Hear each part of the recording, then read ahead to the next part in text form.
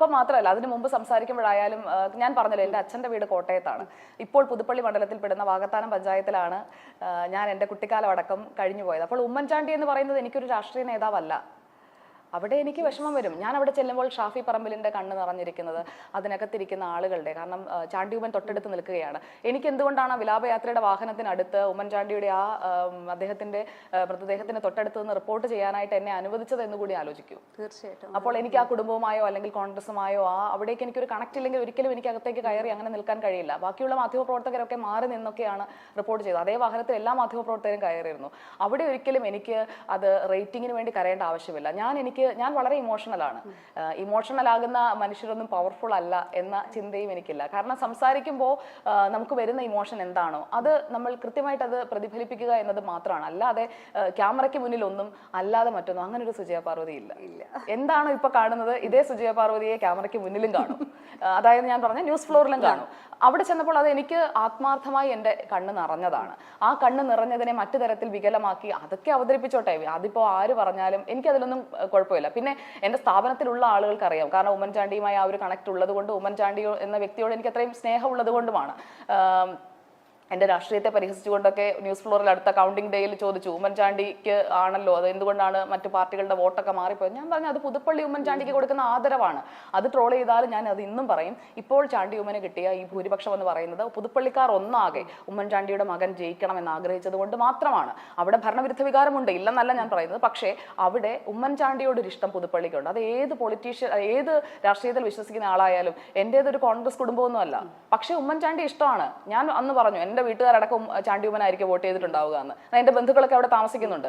അപ്പോൾ അവിടെ ഉമ്മൻചാണ്ടി എന്ന് പറയുന്നത് ഒരു വികാരമാണ്. അത് ആ വ്യക്തി ഉണ്ടാക്കിയെടുത്ത ഒരു പ്രതിച്ഛായയാണ്. ഉമ്മൻചാണ്ടി എനിക്കിഷ്ടം ആ കാര്യത്തിൽ. ഞാൻ പറഞ്ഞല്ലോ ജനങ്ങളിലേക്ക് ഇറങ്ങണം, എനിക്ക് അങ്ങനെ ഇറങ്ങി നിൽക്കുന്നതാണ് എനിക്കും താല്പര്യം. കാരണം ഈ ഉമ്മൻചാണ്ടി എന്ന് പറയുന്ന നേതാവിനെ രാഷ്ട്രീയമായി ഇഷ്ടപ്പെടാത്തവർ പോലും അദ്ദേഹം ജനങ്ങളുമായി ഉണ്ടാക്കിയ കണക്റ്റിനെ അഭിനന്ദിക്കാതെ പോകില്ല. അപ്പോൾ ആ കണക്ട് കുട്ടിക്കാലം മുതൽ കണ്ടറിഞ്ഞ് വന്നയാളാണ് ഞാൻ ആദ്യമായിട്ട് ഒരു പൊതുപരിപാടിയിൽ പ്രസംഗിക്കുന്നത് എന്നാണെന്ന് അറിയുമോ? എനിക്കൊരു 5 വയസ്സ് 6 വയസ്സ് കാണും, അത്രേ ഉള്ളൂ. അന്ന് അവിടെ കോൺഗ്രസിന്റെ ഒരു പഞ്ചായത്ത് മെമ്പറോ പ്രസിഡന്റാണോ മെമ്പറാണോ ആ സമയത്ത് ഞാൻ ഓർക്കുന്നില്ല, ജോഷി ഫിലിപ്പ് എന്നാണ് അദ്ദേഹത്തിന്റെ DCCയുടെ മുൻ പ്രസിഡന്റ് ഒക്കെയാണ്. അപ്പോൾ എൻ്റെ അച്ഛൻ്റെ സുഹൃത്താണ്. അപ്പോൾ പറഞ്ഞു കുഞ്ഞിനെ ഒന്ന് പ്രസംഗിക്കാൻ എന്ന് പറഞ്ഞ് അങ്ങനെ എന്നെ വീട്ടിൽ നിന്ന് വിളിച്ചോണ്ട് പോവാണ്. അപ്പോൾ അവിടെ പോയി ഈ പൊതുയോഗത്തിൽ പ്രസംഗിക്കുമ്പോൾ എനിക്കിത് എന്താണെന്ന് അറിയില്ല. ഇപ്പോൾ ഈ പുതുപ്പള്ളി ഉപതെരഞ്ഞെടുപ്പിന് ചെന്നപ്പോൾ വീണ്ടും ജോഷി ഫിലിപ്പിനെ കണ്ടപ്പോഴേക്കുമാണ് ജോഷി ചേട്ടൻ പറയുന്നത് അന്ന് എടുത്തോണ്ട് പോയി പ്രസംഗിപ്പിച്ച ആളാണ് ഇവിടെ വന്നിപ്പോൾ എന്നോട് ചോദ്യം ചോദിക്കുന്നത്. അപ്പോൾ അതെന്ന് പറഞ്ഞാൽ അത് എൻ്റെ ആ നാടുമായുള്ള ബന്ധമാണ്, അല്ലെങ്കിൽ അവിടുത്തെ കോൺഗ്രസ്സുകാർ. അപ്പോൾ ജോഷി ഫിലിപ്പ് എന്ന നേതാവിന് ഇന്നും എന്നോട് ആ കുട്ടി എന്നുള്ളൊരു കരുതലുണ്ടെങ്കിൽ ഉമ്മൻചാണ്ടി എന്ന വ്യക്തി മരിക്കുമ്പോൾ എനിക്ക് ആ സങ്കടം വന്നില്ലെങ്കിൽ ഞാൻ മനുഷ്യനല്ല. ഉമ്മൻചാണ്ടി എന്ന വ്യക്തിയെ ഞാൻ ഇന്നും സ്നേഹിക്കുന്നുണ്ട്. അത് ഇപ്പോൾ ചാണ്ടിയുമ്മനെയോ അച്ചുമ്മനെയോ ഒക്കെ മാധ്യമങ്ങളൊക്കെ വിമർശിക്കുമായിരിക്കും, അല്ലെങ്കിൽ അവരെ എടുത്ത് ട്രോളുമായിരിക്കും. പക്ഷേ ഞാൻ കണ്ടുവന്ന ഉമ്മൻചാണ്ടിയെ എനിക്ക് അങ്ങനെ പറയാൻ കഴിയില്ല. അതുകൊണ്ട് തന്നെ ഇപ്പോൾ അദ്ദേഹത്തിനെതിരെയുള്ള ആരോപണങ്ങൾ, അതിപ്പോൾ CBI റിപ്പോർട്ടൊക്കെ വന്നല്ലോ, അത് മീറ്റ് എഡിറ്റേഴ്സിൽ ചർച്ച ചെയ്തപ്പോഴേക്കും ഞാൻ ഉമ്മൻചാണ്ടിക്ക് വേണ്ടി ഇരുന്ന് വാദിക്കുന്നതും കണ്ടു കാണുമല്ലോ. അത് എൻ്റെ മനസ്സിൽ നിന്ന് വരുന്നത്. അതാ ഞാൻ പറഞ്ഞത്, ഞാൻ ഒരിക്കലും ഫേക്ക് ആയിട്ടുള്ള ഒരു സ്റ്റാൻഡ് എടുക്കാൻ എനിക്ക് പറ്റില്ല. അതിനെന്നെ ആരെന്ത് വിമർശിച്ചാലും ഞാൻ ആ ഒരു ഇതിലേക്ക് പോകില്ല. വിമർശിക്കുന്നവർ വിമർശിച്ചോളാം, അതിലും പോസിറ്റീവ് ഉണ്ട്. അന്ന് എനിക്ക് സങ്കടം വന്നിട്ട് കരഞ്ഞതാണ്, അല്ലാതെ അങ്ങനെ എനിക്ക് സങ്കടം വരാതെ ഇപ്പൊ ഞാനത് പറയുമ്പോൾ പോലും എൻ്റെ നേരത്തെ ടോണിൽ നിന്ന് മാറിയിട്ടുണ്ട്. അത് എനിക്കങ്ങനെ, ഞാനൊരു അഭിനേതാവല്ല, ഞാനൊരു മോഹൻലാലോ മമ്മൂട്ടിയോ ഒന്നും അല്ലല്ലോ. അപ്പോൾ അതെന്ന് പറയുന്നത് നമുക്ക് സ്വാഭാവികം വരുന്നതാണ്. അപ്പോൾ നമ്മുടെ മനസ്സിൽ നിന്നാണ് നമ്മൾ സംസാരിക്കുന്നതെങ്കിൽ അത് കണ്ടിരിക്കുന്ന ആൾക്ക് മനസ്സിലാവും. എന്താ പറയുക, ഞാൻ ഇതിൻ്റെ ഇടയിൽ ചോദിക്കാനായിട്ട് ഞാൻ ഇടയിൽ കയറാതിരിക്കാനായിട്ട് ഞാൻ മാക്സിമം ശ്രമിച്ചുകൊണ്ടിരിക്കുകയായിരുന്നു. കാരണം പറയാനുള്ളത്, പൊതുവേ ഒരു ന്യൂസ് റിപ്പോർട്ടറിനെ സംബന്ധിച്ചിടത്തോളം മറ്റുള്ളവരോട് ചോദ്യം ചോദിക്കുന്നു, അവരെ ആൻസേഴ്സ് കിട്ടുന്നു. പക്ഷേ പല സമയത്തും നമുക്ക് ഈ പറഞ്ഞ പോലെ ഇടയിൽ കയറി ബ്രേക്ക് ചെയ്യേണ്ട ഒരു അവസരം വരത്തില്ലേ? പലപ്പോഴും നമുക്ക് നമ്മുടെ പ്രൊഡക്ഷൻ കൺട്രോൾ റൂമിൽ നിന്ന് ക്യൂസ് വരും, അല്ലെങ്കിൽ ഒന്ന് ബ്രേക്ക് പറയണം, അല്ലെങ്കിൽ ഒന്ന് ഇടപെടണം, അങ്ങനെയൊക്കെയുള്ള നിർദ്ദേശങ്ങൾ വരാറുണ്ട്. പിന്നെ ചിലപ്പോഴൊക്കെ നമ്മൾ അറിയാതെ ഇടപെട്ട് കഴിയുമ്പോൾ ഞാൻ അങ്ങനെ ആലോചിച്ച സന്ദർഭങ്ങളുണ്ട്, ഇടപെടണ്ടായിരുന്നു, പറഞ്ഞു തീർത്തോട്ടെന്ന് വെക്കായിരുന്നു, ഇനി പോയിക്കോട്ടെ എന്നുള്ളതാണോ? അല്ല, പറഞ്ഞോട്ടെ എന്ന് വെക്കാമായിരുന്നു എന്നൊക്കെ തോന്നും. പിന്നെ ചില ആളുകൾ കണ്ടിന്യൂസ് ആയിട്ട് അവരുടെ ഭാഗം ന്യായീകരിക്കാൻ വേണ്ടി, അതും ആ ന്യായത്തിൽ യുക്തിയില്ലെന്ന് നമുക്ക് ബോധ്യപ്പെടുന്ന കാര്യങ്ങൾ ന്യായീകരിക്കാൻ ശ്രമിക്കുമ്പോൾ ഞാൻ ഇടപെടാറുണ്ട്. അതായത് മുട കണ്ടാൽ ഇടപെടും. അടുത്ത വൈറൽ കട്ടായല്ലോ അല്ലേ? അതെ അതെ അതെ അതെ. ഇപ്പം ഞാൻ പറഞ്ഞു തുടങ്ങിയൊരു വിഷയം എന്ന് പറയുന്നത് ഇമോഷണൽ ആവുന്നു എന്ന് പറഞ്ഞതിന് മുന്നേ, അതായത് ജനങ്ങളിലേക്ക് കൂടുതൽ സെൻസിറ്റീവ് ആണ്. അതെന്റെ അടുത്തുള്ള, അതായത് ഞാൻ ഈ അഭിമുഖത്തിലോ അല്ലെങ്കിൽ സോഷ്യൽ മീഡിയയിലോ ഒന്നും എന്നെ കുറിച്ച് അധികം കേട്ടിട്ടില്ല. അത് ഞാൻ അങ്ങനെ എഴുതാത്തതാണ്. ഞാൻ കുറച്ച് സെൻസിറ്റീവ് ആണ്, സെൻസിറ്റീവ് ടു ഇഷ്യൂസ് ഓൾസോ. കാരണം ആളുകളുടെ പ്രശ്നങ്ങൾ, ഇപ്പൊ എന്റെ മുന്നിൽ വന്നിരുന്നിട്ട് ഒരാൾ അയാളുടെ ദുരിതത്തെ കുറിച്ച് പറയുകയാണെങ്കിൽ എന്റെ കണ്ണ് നിറയും.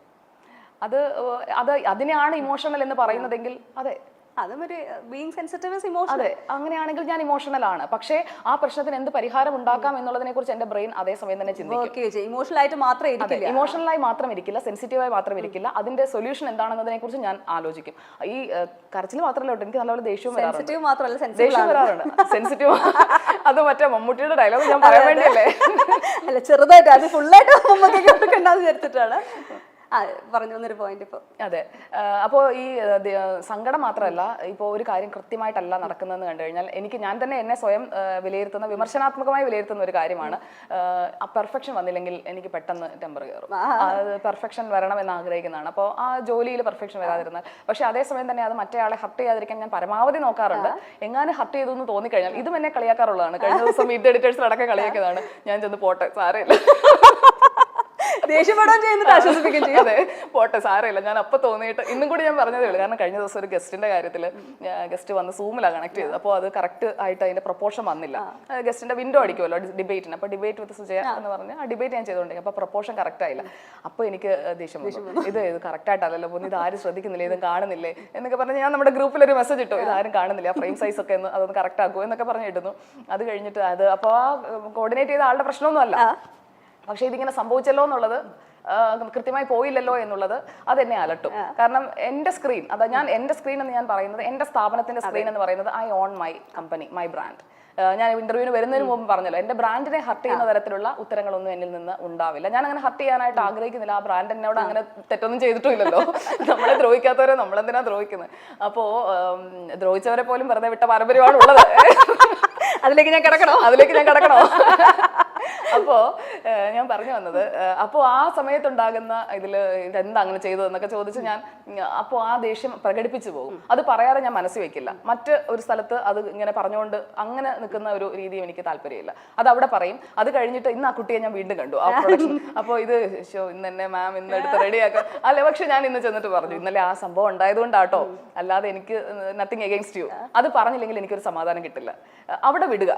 അത് കഴിഞ്ഞു. ഇപ്പൊ ഇന്റർവ്യൂ കഴിഞ്ഞിട്ടുണ്ടെങ്കിൽ ഇന്റർവ്യൂവിൽ ചോദിച്ച കാര്യങ്ങളിൽ എനിക്ക് ഇതുവരെ ഒന്നും അതൃപ്തി ഉണ്ടായില്ല, ഇനി അങ്ങനെ ആയിരിക്കും. അപ്പോ അങ്ങനെയൊന്നും ഇല്ല. അതെ, എന്റെ ഇന്റർവ്യൂ അങ്ങനെയല്ല. അപ്പോ അങ്ങനെയുള്ള ഒരാളാണ് ഞാൻ. അപ്പൊ നമ്മൾ സംസാരിക്കുമ്പോൾ ഇത് മൊത്തം ഒന്നുകൂടെ എഡിറ്റിന്റെ സമയത്ത് കാണുമല്ലോ. അപ്പോൾ നമ്മൾ തുടങ്ങിയത് എങ്ങനെയാണ്, ഇപ്പൊ നമ്മൾ തമ്മിലുള്ള വൈബ് എന്താണ്, ആ ഒരു ചേഞ്ച് അത് എനിക്ക് എന്റെ ലൈഫിൽ ത്രൂ ഔട്ട് വേണം ഞാൻ ആഗ്രഹിക്കുന്നത്. അത് റിയൽ സെൽഫ് പുറത്ത് കാണിക്കുന്നതുകൊണ്ട് തന്നെയാണ് പെട്ടെന്ന് ആൾക്കാരുമായിട്ടൊരു പെട്ടെന്ന് ജെല്ലാവും. അതെ, ആളുകളുമായിട്ട് കണക്ട് ചെയ്യുക. ഞാൻ പറഞ്ഞു, ആളുകളുമായിട്ട് കണക്ട് ചെയ്യുക, കൂടുതൽ പേരെ പരിചയപ്പെടുക. അങ്ങനെ എന്റെ ജീവിതത്തിന്റെ ഫസ്റ്റ് ഹാഫ് കഴിഞ്ഞു. ഇനിയുള്ള അങ്ങോട്ടുള്ള വർഷങ്ങൾ എന്ന് പറയുന്നത്, നമുക്ക് ദൈവം തരുന്ന ഈ ഒരു ജീവിതം എന്ന് പറയുന്നത് നമ്മൾ മറ്റാർക്കെങ്കിലും ഒക്കെ ഒരു പോസിറ്റീവ് ഇമ്പാക്ട് ഉണ്ടാക്കണ്ടേ.